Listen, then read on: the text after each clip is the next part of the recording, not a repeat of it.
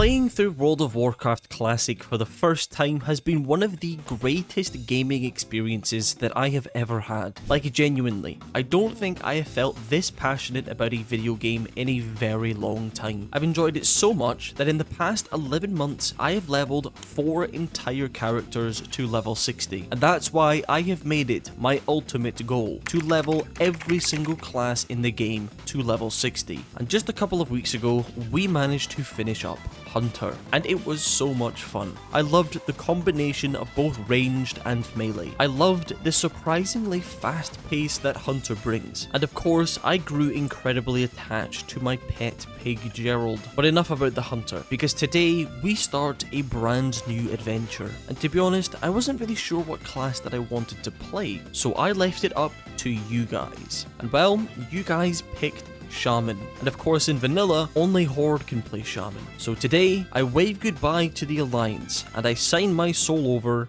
to the Horde. So step 1 to playing World of Warcraft, which was arguably the most important part, creating a character. Hello Fartin Shank. As for my race, several months ago when I started an undead, quite a few people made me think that that wasn't a great idea. And they were right, because it's not the experience a new Horde player should have. And that's why I have decided to play an orc. But also because Blood Rage might be the most broken thing I have ever seen. And of course, how could we not give him a giant purple mohawk and the most appropriate name I could think of? Loading into a brand new character for the very first time, I can't help but get excited, because this is the true Horde experience. And just like that, the legend of Hairy Orc Toes was born. His name shall echo throughout the entirety of Azeroth. Once I had my UI set up and ready, we could begin the first quest. The simple task of killing some pigs that are hopefully not related to Gerald in any way. The first thing I have to say about the Valley of Trials is, wow, this place is very orange. Typically I play with my monitor brightness set to 70 instead of the default 50, and I put my gamma all the way up to 100. But whilst I was here, I literally had to turn it down because it was that bright. Other than that though, it felt fantastic to be back in the Valley of Trials. As expected, Boar Murder really didn't take long to complete, so I turned in the quest and visited the Shaman trainer for the first time, where we could already learn a very important ability called Rockbiter Weapon. A weapon imbue that would simply increase attack power and generate a lot of threat. I then got started on the next couple of quests. Everyone's favourite collecting cactus apples, slaying scorpids for their tails, and of course killing vile familiars by the cave. And you know, weirdly, there was a lot of competition for the familiars. There was a good like 5 to 6 people all doing the quest at once. On my way back though, I came across a dying troll who was apparently stung by a vicious looking scorpid, and he now wanted us to kill it to uphold his honour. Ooh, the plot thickens. As expected though, the big bad scorpid was already dead, and we would have to patiently wait for him to respawn. So I teamed up with a nearby orc to guarantee that we both got the quest completion. After turning in that small chunk of quest though, I was already given a class quest to complete, which is much earlier than any of the other classes we had done. We now needed to venture into the depths of that demon-filled cave for 2 things. Firstly, so that we could kill fellstalkers and take their hooves, but also so that we could get the burning medallion. So I teamed up with another random orc, and we were able to nuke down the mini-boss and make our grand escape out of the cave. Man, am I glad that we are done with the cave quests now. I turned in the quests once more and then picked up another, which now wanted me to go straight back to the cave for a 3rd time. I mean, would it really kill them to just let me do all of the cave tasks at once? This one really wasn't too bad though. We just needed to clear a little bit into the cave, where I located and picked up Thazril's pick. And it was at this point that I was expecting to be thrown out of the Valley of Trials and into the harsh atmosphere of Durotar. However, unlike most classes, we still had a class quest to complete first, the Hidden Path. A very suitable name considering it took me me about 4 years to find it. Once at the top, I discovered a big spirit block where we had to drink the special juice that the shaman trainer gave us, and a giant manifestation of earth appeared in front of me, and he gave me yet another quest. Simply return to my shaman trainer. And just like that, we had learned our first totem ability. And well, after clearing up my bags, we were now completely done with the Valley of Trials and could start moving into Durotar. First stop in Durotar is of course Senjin Village, where we managed to hit level 6 and pick up a gazillion quests. Now I don't know about you, but I just love having the quests. Even if they were too high level, I still like to open my map to see where everything is. First up on that long list of quests is of course the Kolkar quest, which almost immediately gave me my first near-death experience. Here though, we actually didn't need to kill any mobs, but instead we have to destroy the attack plants. How exciting. Once that was done, I ran up the coast a little bit to murder crabs. Not too much to say about that really, other than the fact that there wasn't enough of them around for me to fully complete the quest. So I quickly turned in what I had done so far, and then began making my way up north, until I came across a place called Tiragard Keep. Now this place intrigued me, only because I saw on the minimap that there was a quest inside of the building, and naturally I wanted to complete it. Now lucky for me, pretty much the entire building was cleared out, which meant that I had to wait for Benedict to respawn. Now at first I really wasn't sure if it was going to be possible solo, however with the help of Healing Wave I was able to take out Benedict and his ad all by myself, and I could now make my way upstairs and grab the quest from his weird looking box thing, which wanted me to simply turn it in at Razor Hill. So I wasted no time and began making my way over there.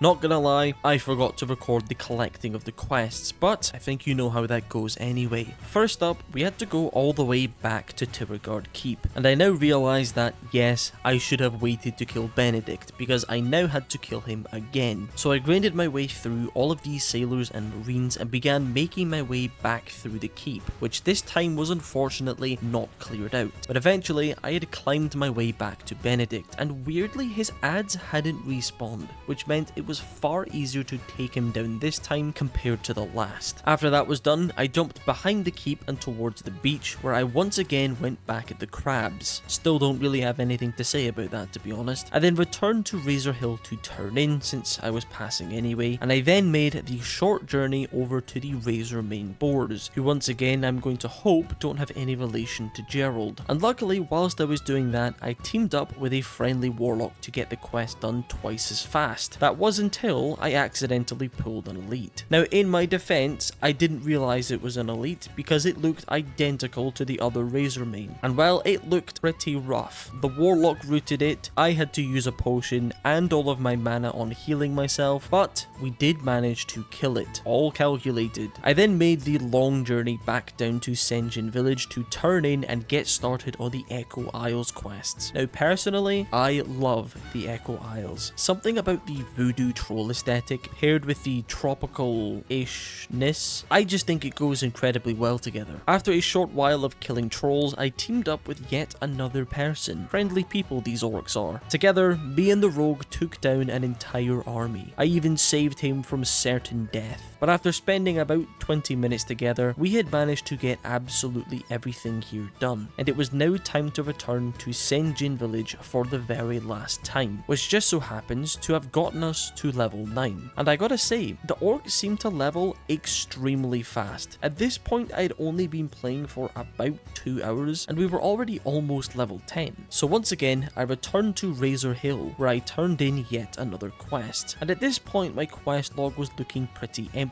so that left me with no option but to begin moving north. And along that journey, I came across a little goblin NPC who offered me another task. Collect 5 sacks of supplies. Doesn't sound too bad, does it? So I ran around the entire canyon area, killing harpies as I went. And by the way, I still think harpies are extremely ugly. I just have to make sure that that is known. And well, I made my way around the entire canyon to the point where I basically had just done one giant loop. And but I didn't manage to find a single sack of supplies, so I decided that I would skip it for now and come back a little later on, and instead started moving towards Orgrimmar. Now, I've said it before and I will say it again, I think Orgrimmar is hideous. Now, if we're comparing it to Stormwind, I think Stormwind is better in literally every single way. Name one thing that Orgrimmar does better, apart from dropping both Rend and Rallying Cry of the Dragon Slayer to literally everyone. But now that we were here, we of course had some errands to get done. And first, set my Hearthstone, because there is nothing worse than popping your Hearthstone for the first time on a character and then realizing you've just been sent back to the Valley of Trials. Secondly, was to visit my class trainer, because I hadn't updated my abilities since like level 3, so we had a lot of cool new stuff to get. We got Earthbind Totem, Stoneclaw Totem, Lightning Shields, all the core elements to a Shaman. Thirdly, was setting myself up with some professions. Now, I debated going mining and engineering, but to be honest, I've done that on basically all of my characters, so instead, I decided to go with skinning plus leatherworking, since maybe somewhere down the line I could craft myself some gear upgrades. And that was it. We were now set to head towards the Barrens. That wasn't until I left Orgrimmar and came across an NPC offering a quest. Apparently, he needed to get an antidote since this troll was poisoned. Now this is really cool, because in order to get the antidote, we needed to complete another quest since the antidote was the reward. And I really like that the two quests were kinda connected in a way, and to be honest, I wish that was something that they did more. As far as it goes though, the quest really wasn't that complicated. Kill Venom Scorpion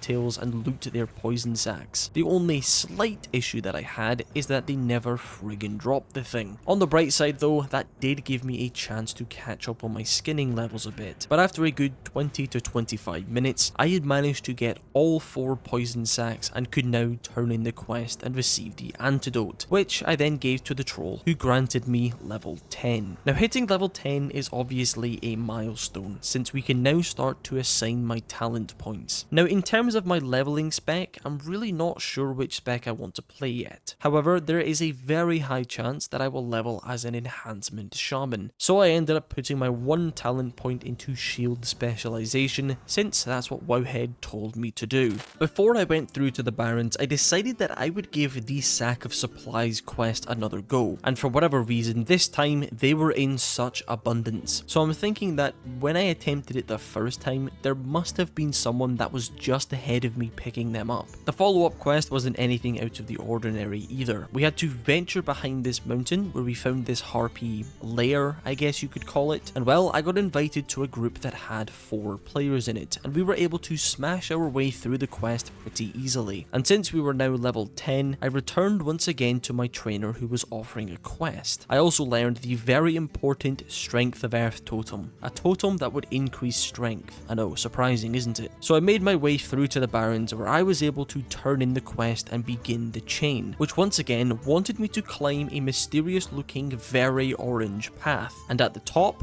a guy. And looking at the quest on the map meant that I was going to have to run around quite a bit, and I kinda contemplated skipping the quest, so I googled it, and turns out this is a quest for the Searing Totem, a very important totem in the Shaman rotation, so realistically I just couldn't skip it. So I went all the way over to the northeast part of Durotar where I came across WoW Classic Hell, also known as a cave. So of course, I ventured deep into this cave where I found the Burning Blade cultists that I needed to kill and loot a reagent pouch. And I can't lie, got myself into a bit of a situation here, but using my legs, I was luckily able to run for it and reset the mobs. And not long after that, I was finally able to get the pouch that we were after. The second item we needed was far simpler. I had to go up the hill to the Razormane and find a Geomancer and then take it down, and just hope that it drops a fire tar. Lucky for me, the first mob got us to level 11, and the second mob dropped the fire tar. So I then made my way back up the very mysterious orange path and could now begin the second part of the quest. Now at first, I thought I was going to have to kill every single one of these fire elementals, but luckily I managed to pull just one of them away from the pack, and granted, they hit very hard, but of course it is still no match for hairy orc toes. crossroads, I could then turn in the quest at this very tiny fire and then start the next part of the quest, which was to simply return to the first NPC that we spoke to. 30-minute round trip, and we had now learned the Searing Totem, and with that now done, I began moving towards the crossroads. Once I had arrived, I really didn't spend too much time here. I had a quick look around and of course picked up every quest in sight, and there was a crap ton of stuff to get done here. Although the Barrens may be the most aesthetically boring zone in the entire game, you've got to give it to it. It does at least keep you busy for a little while. For now, it was primarily killing stuff, which obviously is the best kind of quest, and well, whilst I was in Orgrimmar, I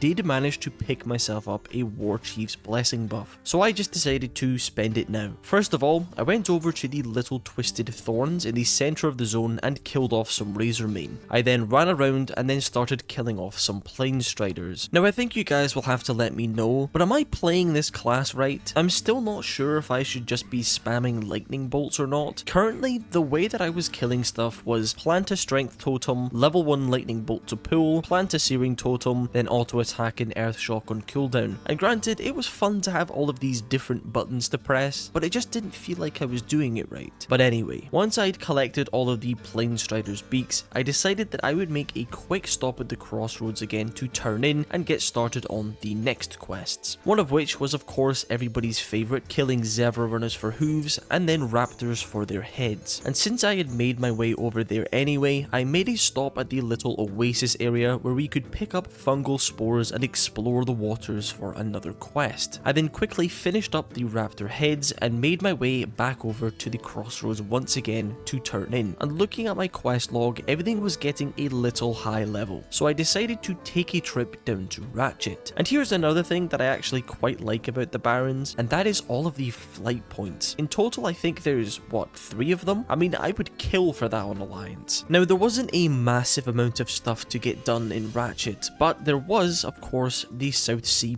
pirate killing quests. Quite simply, we had to venture off south of Ratchet and kill 18 pirates, and very randomly, not long after starting the quest, I decided that I was just done for the night. And since we were logged out in the middle of the field, we unfortunately did not log on to a nice chunk of rested XP, but I was able to jump straight into completing the quest. Not long after starting it, we hit level 13, and I then returned to Ratchet once again to turn in and started moving back towards the crossroads. And along my travels, I started killing some lions for their claws and almost died to a bunch of hyenas. But eventually, I did make my return to the crossroads and turned in a couple more quests. Now that we had hit level 13, all of the quests that I said were a little high level had now turned yellow, and we could start to clear them up. So I started heading north because I saw that I had something to turn in up there. Along the way, I finished up the lion killing quest and killed some more Planestriders for their kidneys, and of course made another stop at the Razormane boars. And admittedly, I did have a bit of a problem trying to pull the mini boss that was there. I stood around waiting for him to first respawn, then waited for him to path to a spot where I could pull him alone. But everything kept respawning and it was just a bit of a mess. So instead, what I decided to do was kite him far, far away from the other mobs. Honestly, I don't even know what I did wrong here. So after dying, I decided to just skip over it for now and go back to killing Planestriders. Eventually though, we had made it all the way to the north of the zone. Turns out the quest wasn't some kind of NPC, but was instead some sort of goblin machinery surrounded by Venture Co. So I cleared out as many as I could and turned in the quest. However, the following quest was really quite frustrating. We had to turn off 3 valves on the side of this pipe thing, and I got the first 2 relatively easily. However, no matter what I tried for the last one, I just couldn't seem to get anywhere near it without pulling like 8 mobs at once. But eventually, after like 20 minutes, another shaman showed up, and together we were able to clear out the mobs and complete the quest. The following quest wanted us to take down another mini-boss, which the shaman had already tagged. Luckily though, he did invite me to join his group just in time, and we were able to get the quest done.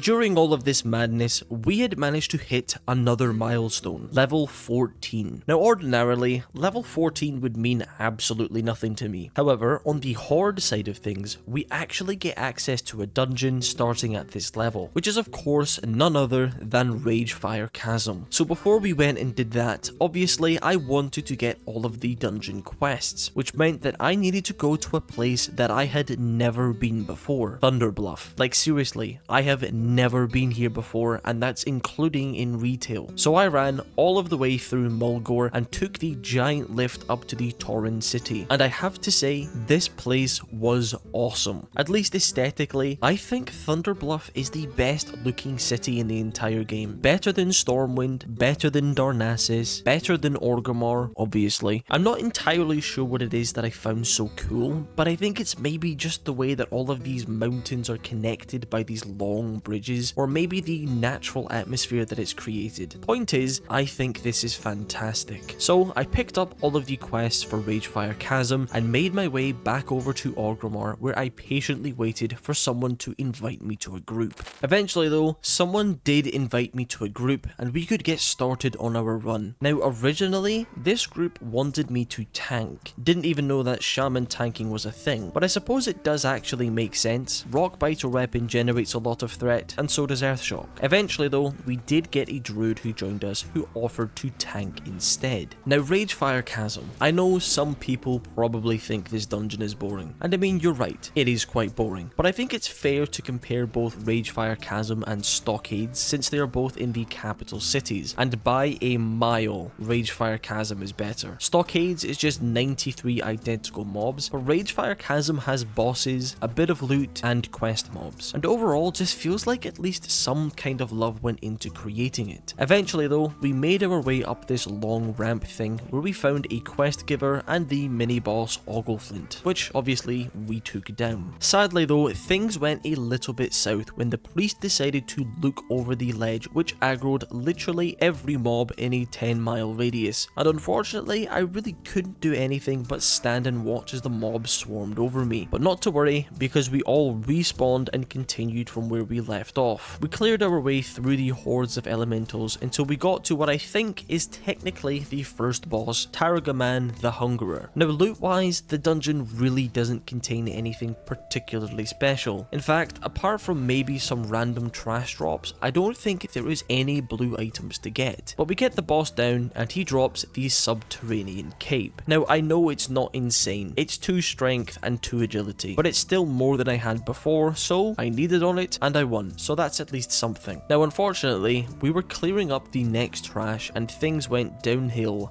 very fast. My totem pulled an extra pack and the priest's fear pulled an entirely different pack as well, which obviously means we wiped again. But we respawned and eventually get to the final boss of the dungeon, Jergosh the Invoker. Now I remember back when I did this the first time on my rogue, I said that I actually couldn't see where this boss spawned. Yeah, turns out he's right there in front of me. As for the loot, he did drop a pair of mail bracers, which obviously we wouldn't be able to use until level 40, so I just greeted on them. Now that is technically the end of the dungeon, however, we still needed to get a quest item from a mob, so we began clearing up the path on the side, which obviously means a bit of extra XP from killing the mobs, so honestly, I can't complain about that. But we get to the final pack, and it looked like we weren't going to get this quest item at all, but very luckily, it did drop from the very last mob, and that was it. We had completed a run of Ragefire Chasm and our very first dungeon on our brand new Shaman. So I returned to beautiful Thunderbluff to turn in my quest, and I logged out.